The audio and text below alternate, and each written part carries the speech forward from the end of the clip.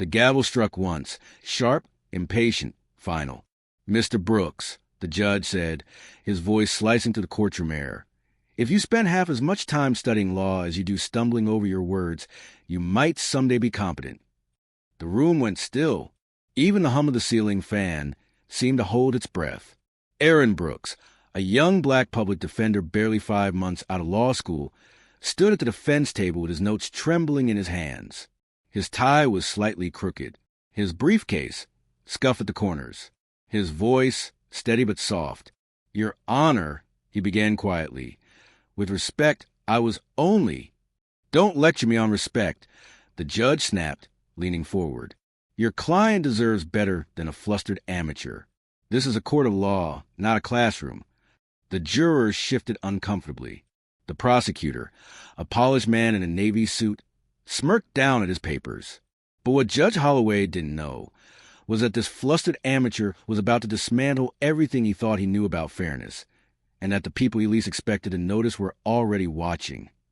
Before we continue, remember, if you've ever been underestimated before people knew your truth, this story is for you. Stay with it, and if you believe respect belongs to everyone, not just the powerful, subscribe and share this message of justice. Now back to the story. The defendant, a middle-aged mechanic named Luis Martinez, sat silently beside Aaron, his hands cuffed loosely. His eyes flicked between them, fearful, confused, almost apologetic, as though his freedom had become a casualty of someone else's pride. Aaron adjusted his glasses. "Your Honor, I'm merely requesting the body cam footage the prosecution failed to disclose." The judge slammed his gavel again. "Enough, counselor. You're out of your depth." Motion denied. "But, sir, without it—" "Denied." Each word landed like a stone. Aaron swallowed hard. He didn't raise his voice. He raised the truth instead. "Your Honor, the evidence could determine whether my client was present at the scene." "Mr. Brooks." Judge Holloway barked, "Sit down before I hold you in contempt." The gallery murmured. A woman in the back shook her head. The clerk avoided eye contact. Aaron's heart pounded, but he lowered himself into the chair. He didn't flinch. He just watched, memorized, waited, because he knew injustice always overplays at hand. That night, long after the courthouse emptied, Aaron sat in his small apartment surrounded by case files, photos, and police reports printed on cheap paper. He replayed every insult, every denial, every smirk, and then he found it. Buried in the evidence log was a line item: body cam footage, device number 47, filed pending transfer. Filed, not lost. He checked the timestamp. It was uploaded 3 days before the trial began. Someone had seen it. Someone chose not to submit it. He leaned back, exhaled through his teeth, and whispered, "Okay, Judge, we'll do it your way, but on record." Morning came fast. The courthouse smelled of coffee and cold marble. Aaron walked in early, hair neat, jaw set. The bailiff at the door nodded politely. He nodded back. Inside, Judge Holloway sat high above the bench, robe crisp, chin tilted. The man exuded the confidence of 20 years on the bench and the habit of no one ever correcting him. "All rise," the clerk called. Aaron rose. So did the jury. So did Luis. "Mr. Brooks," the judge began, "do you intend to waste more of this court's time today?" Aaron met his gaze evenly. "I intend to seek justice, Your Honor." A few jurors glanced at each other. The prosecutor smirked again. "That should be fun." "Proceed," Holloway said. Aaron took a breath. "Your Honor, the defense moves to subpoena body cam device number 47, referenced in the evidence log, withheld by the police department." The judge froze. The prosecutor stiffened. "On what grounds?" the judge asked. "On the grounds that it exists." Soft laughter rippled through the jury. Holloway glared. "Watch your tone, Mr. Brooks." Aaron nodded. "I am." The judge hesitated. He could deny it, but too many eyes were watching now. He sighed. "Very well. The court will review it at recess." Aaron sat, his pulse steady. Luis leaned over. "You think he'll actually look?" Aaron smiled faintly. "No, but someone else will." Foreshadow. One juror, an elderly black woman in a blue blazer, watching Aaron closely, scribbling notes. Recess came. The judge disappeared into chambers. Aaron waited. Minutes turned to an hour. When the court reconvened, Holloway looked irritable, eyes ringed with something that wasn't sleep. "Mr. Brooks," he began, "the footage was incomplete." Aaron rose. "Respectfully, Your Honor, did you see it yourself?" The room shifted. Holloway hesitated. The court trusts the report from the prosecution. Aaron paused long enough for the silence to speak. "So no, Your Honor, you didn't see it." The jury's pen stopped moving. Judge Holloway's face flushed crimson. "That's enough. One more word and you'll be escorted out." Aaron held his ground. "If telling the truth is a crime, then maybe you should start taking notes from the defense table." Gasps. A single clap from the gallery before the bailiff glared at Silent. The judge slammed his gavel. "Bailiff, remove him." As the officer approached, the elderly juror rose suddenly. "Your Honor," she said, "with respect, the jury has a right to see all evidence before rendering a verdict. We request to view the footage ourselves." The courtroom froze. The judge blinked. "That's highly irregular." "So is justice when it's one-sided," she replied. Whispers filled the room. The bailiff stopped mid-step. Aaron stood taller. For the first time, Holloway looked unsure which direction the room was facing. The room fell into a stunned, electric silence. The elderly juror, her name tag read Mrs. Eleanor Price, stood with the stillness of someone who had lived too long to fear authority, and too wisely to confuse authority with truth. She repeated, calmly but firmly, "The jury requests to view the footage." Judge Holloway shifted in his seat. His robe suddenly seemed too tight across the shoulders. "Juror number 6, he said slowly, "this court does not take requests from a jury." Mrs. Price didn't blink. "But you do take responsibility for ensuring we're not asked to judge a case with blindfolds on." A gasp fluttered across the courtroom like a breeze through paper. Holloway's jaw tightened. "You are out of order." She folded her hands. "No, Your Honor. I am in order. Justice is what's out of place here." Somewhere behind her, another juror, a young Hispanic man, nodded. Then another, and another. It spread quietly, like a wave finding its rhythm. The judge's face twitched. He looked at the prosecutor for reassurance, but the man suddenly found interest in his own shoes. Aaron stood at the defense table, silent, steady, watching the shift he'd been waiting for. Not a loud rebellion, not an outburst, but truth rising without raising its voice. Judge Holloway cleared his throat. "This is highly inappropriate. The jury will be seated." Mrs. Price sat, but her eyes didn't waver. The jurisdiction of fear had expired. When court resumed after a tense recess, something was different. The light seemed brighter. The space felt narrower. And Judge Holloway walked in with the fragile confidence of someone trying very hard not to look cornered. "All rise," the clerk said. The courtroom rose. "You may be seated." Everyone sat, except Mrs. Price. She stood with her hands clasped in front of her, posture calm, gaze direct. Holloway rubbed his temple. "Juror 6, Your Honor," she said, "has the footage been viewed?" A stillness followed her question. The judge shifted. "It is under evaluation." "How long does it take to press play?" she asked. Laughter cracked through the tension, brief, nervous, but real. Holloway slammed the gavel. "Order!" Aaron's breath quieted. He didn't look away. Luis, the defendant, sat frozen beside him, as if afraid that even breathing might break the moment. "Your Honor," Aaron said gently, "if the footage is irrelevant, the jury will see that. If it is crucial, the jury must see that. Either way, withholding it only feeds suspicion." Holloway shot him a look sharp enough to cut glass. "You are dangerously close to contempt." Aaron didn't flinch. "Then hold me in contempt. But I will not let my client be convicted because someone else misplaced their conscience." It was quiet, not the silence of fear, the silence of recognition. Each word made the room smaller. The prosecutor shifted uncomfortably. The bailiff scratched his chin. A few people in the gallery leaned forward. Finally, Holloway stood. "Fine," he he said tightly. If the jury insists, the court will allow the viewing. A murmur rippled through the room. Mrs. Price exhaled softly, satisfaction flickering faintly across her face. The clerk wheeled out the monitor. The screen flickered to life with blue glow. The lights dimmed, and the footage began.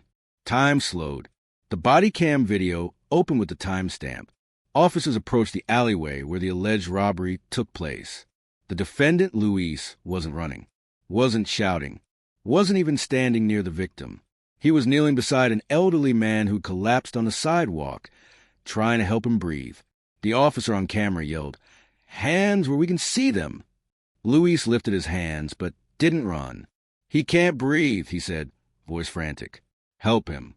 But instead of helping the man on the ground, the officers handcuffed Luis and pinned him to the pavement. Another officer muttered, "Wrong place, wrong time." The camera angle shifted. The paramedics ignored Luis and attended to the old man, who later confirmed Luis had been helping him, not harming him. The footage ended with the officers saying, "Don't worry about the details. DA will sort out." The screen went black. The courtroom lit up again. No one moved. No one. Then the young Hispanic juror whispered, "My God!" Another juror said, "He was helping." The prosecutor turned white. The bailiff looked down. But the judge stayed still. His expression didn't show shock, or guilt, or shame. It showed fear. Not the footage, but of the truth catching up. Aaron spoke first. "Your Honor," he said, voice low, "the prosecution withheld exculpatory evidence." Every juror stared at the judge now. Aaron stepped forward. "And when I requested it, you insulted me, belittled me, silenced me, not because I was wrong." He stopped. The next words came slowly. "But because you never expected someone like me to be right." The room froze. He didn't raise his voice. He raised the truth. Judge Holloway clawed for control. "That will be enough, Mr. Brooks. You are out of—" Mrs. Price stood again. "No, Your Honor, you are out of order." Holloway stared at her, as though he had never been spoken to like that. She continued, "This young man did his job. You tried to stop him from doing it. You humiliated him publicly. You ignored due process. And you expected us to follow your lead." The judge's grip tightened on the edge of the bench. "But justice," she said softly, "does not follow pride." The jury nodded. Every last one. Even the prosecutor swallowed hard, unable to defend what he had seen. Aaron looked at Luis, who sat trembling, hope replacing fear for the first time in weeks. The judge's composure cracked. "This court will take a recess." "No," Mrs. Price said. Holloway blinked. "Excuse me?" "The jury has reached a conclusion. But the trial isn't finished," the judge insisted. "Some things don't require finishing," she said, "only correcting." The courtroom walls felt closer now, as if they, too, leaned in to hear what would happen next. Judge Holloway stared down at Juror 6, Mrs. Price, the way a man stares at an unexpected mirror. He tried to steady his voice. "The jury," he said tightly, "cannot simply—" But she did not sit, and neither did the truth. "Your Honor," she said calmly, "withholding evidence is not a trial issue. It is an integrity issue, and the court's integrity has been compromised." A murmur ran through the gallery like a shifting tide. The judge lifted his chin. "I will not be lectured by a juror." Mrs. Price folded her hands behind her back. "Then perhaps you should be lectured by the law." Gasps. Aaron remained motionless, watching every second, feeling the weight of history push against the moment. Mrs. Price continued, "The defense was right to request the footage. You denied it. You denied justice. And you demeaned counsel in the process." She gestured gently toward Aaron. "A young man who has shown more dignity under pressure than this bench has shown all morning." The judge's nostrils flared. "Sit down. Now." "No," she said simply. "We request a mistrial and an investigation." That single sentence hit the courtroom like lightning splitting a tree. The prosecutor broke. "Your Honor," he blurted out, I didn't know the footage was that clear. The officers told me the file was corrupted." When did you last verify your own evidence? Mrs. Price asked sharply. The prosecutor swallowed. Hard. The judge snapped. Prosecution approached the bench. No. The prosecutor held his ground, and his voice cracked. No, Your Honor, I won't move. This whole case is compromised, and the jury knows it. The judge's face turned red. Aaron saw it first. The authority that once sat on Holloway's shoulders now clung to him like a burden, because truth had shifted the room, and pride had nowhere left to stand. The judge tried again. Mr. Brooks. Aaron raised his eyes. Patient, calm, hands resting on the table. Not angry, but anchored. Your Honor, he said softly. With respect, I will speak only after you address the jury's request. Holloway's lips parted in disbelief. He wasn't used to he wasn't used to boundaries. He wasn't used to being held accountable, and certainly not publicly. The gallery watched, holding breaths like ropes. For a flicker of a second, the judge's voice wavered. The jury does not dictate. Mrs. Price stepped forward. A courtroom without transparency is not justice. It is theater. The young Hispanic juror stood beside her. We support Juror 6's motion for mistrial. Another juror rose. Then another. Then all 12. A dozen silent uprisings, all standing shoulder to shoulder. The bailiff looked at the judge uncertainly. His hand hovered near his belt, not for force, for direction. Your Honor, he whispered, you may need to call the chief judge. That suggestion was worse than a gavel blow. Holloway sat down slowly, the robe no longer dignified, just heavy fabric draped over a man caught standing on the wrong side of truth. His voice cracked, just a little. Court is in recess. But no one moved, because recess doesn't dismiss truth. It only delays it. And delay was no longer an option. In the hallway outside the courtroom, the world erupted. Reporters had caught wind of the commotion. Phones came out like flashing stars. Attorneys whispered. Clerks hovered at corners. The bailiffs formed a human barrier around the judge's door. But the center of the storm, quietly, humbly, was Aaron, Luis's client, sat beside him on a wooden bench, hands still trembling. You did that, Luis whispered. You didn't back down. Aaron smiled faintly. I didn't do it alone. Mrs. Price approached slowly, the jury walking behind her almost protectively.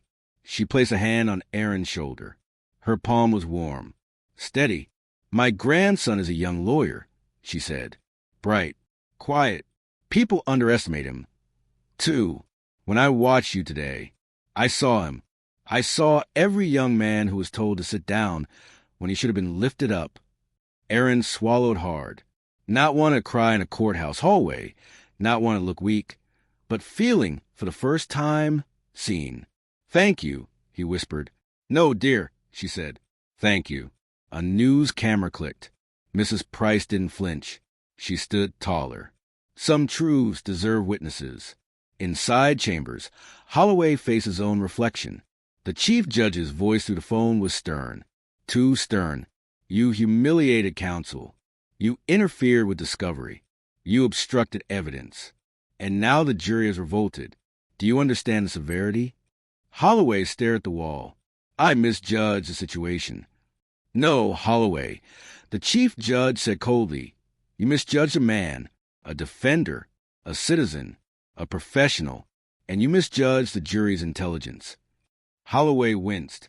You will step down from this case, the chief judge continued. Effective immediately. An investigation begins today. Holloway closed his eyes.